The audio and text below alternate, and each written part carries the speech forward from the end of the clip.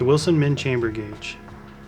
First, unbox your gauge, note the instruction sheet with more details about various other ways to use the gauge. It is not necessary to oil brass, so just place back in the box when not in use.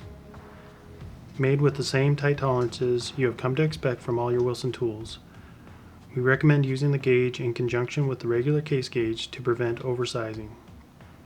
The gauge verifies min chamber dimensions and cartridge overall length for SAMI.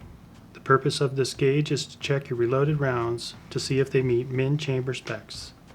Therefore, if your rounds do not enter the gauge, then this indicates your reloaded round is larger than SAMI specifications. It could also indicate that the bullet is not concentric with the case.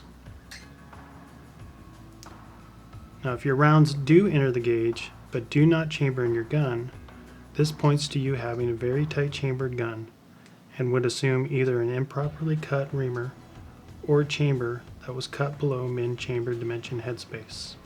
On the other hand, if your round does not enter the gauge but chambers in your gun, this only means the round does not meet SAMI min chamber dimensions and is pointing out to take another look before deciding your round is good to fire. Here are some reasons to use the min dimension gauge.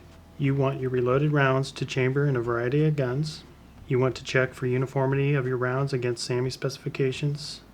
You want to pinpoint issues with your reloaded ammunition. You want a quick check to see if you're under max SAMI cartridge overall round length. This will give you confidence that your rounds will cycle through a magazine. Lastly, you want to check factory ammunition you have purchased to prevent issues at the range. You're all set to use the new brass min dimension gauge.